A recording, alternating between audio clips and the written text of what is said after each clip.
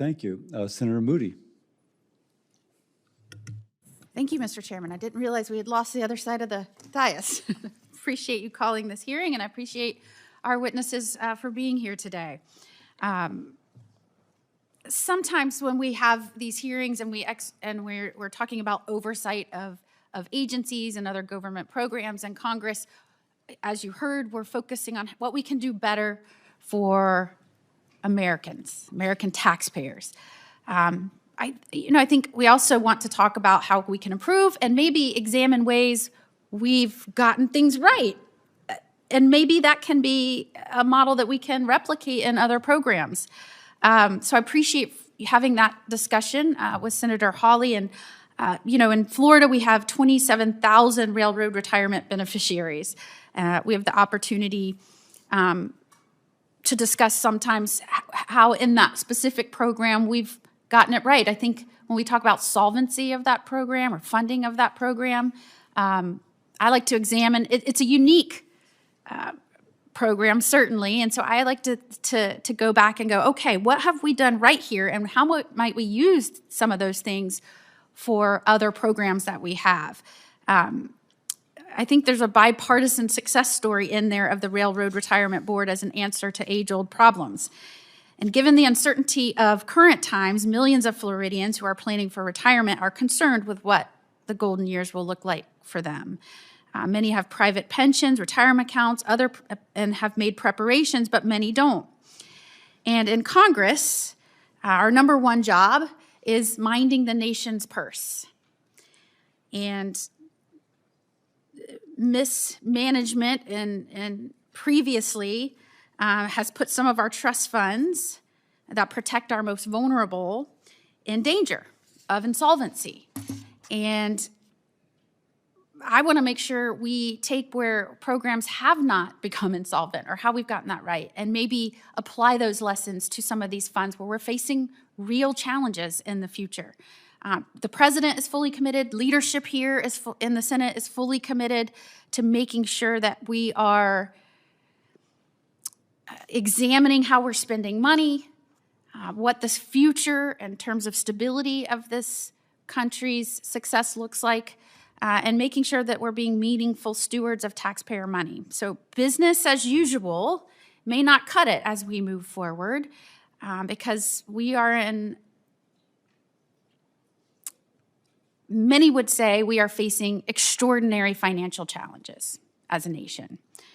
And it is up to us to fix it.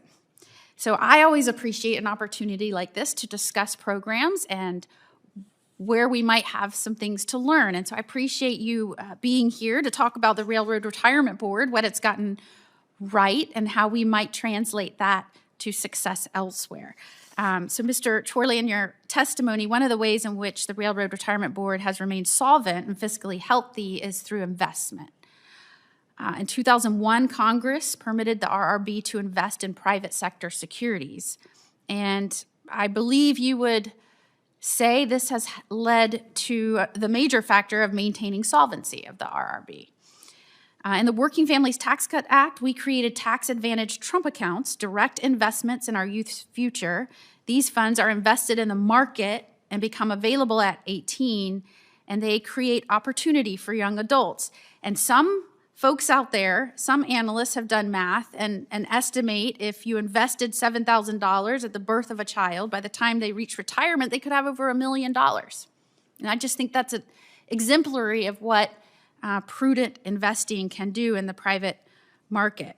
So harnessing the power of the American market, which has always trended up over multi-decade intervals, seems to be a great way of ensuring fiscal health, and certainly we've seen that in the RRB. So Mr. Chorley, do you think it's worth exploring similar investment strategies in some of our other trust funds of the nation? I hesitate to advise Congress on how they should expand this program, but I can talk about the success of the program that we have in place here. And I can speak to my personal experience when I was the chairman of a state public pension fund years ago. where expanding the asset classes of investment in the long term is a sound investment theory. I leave it to Congress to determine whether to expand our success and its principles to other trusts. What I can tell you, as I have earlier, that it's worked for us. And it works best when you're investing for the long term, which is the whole principle of pension funds and pension fund investing. So, that's And you believe that change and that tweak by Congress at that time led into one of the big factors of solvency now? Absolutely. I mean, again, you weren't here, Senator. Had the numbers are thus: $21 billion in 2001. They sent us $35 billion since their inception, and yet they've gone from a balance of 21 billion of assets under management to 29 billion. Had they sent us the 35 billion that they did, and still invested during that whole period in fixed income securities and government securities at 3.5%, they would have gone broke in 2021. So the principle of market investing, I think, is a sound one, and it's worked for us. And I would hope that if the Senate and if the Congress expands it to other fields, that it works for them as well. Thank you, sir. Thank you for Sure. being here. Thank you, Mr. Chairman. Thank you, Senator Moody.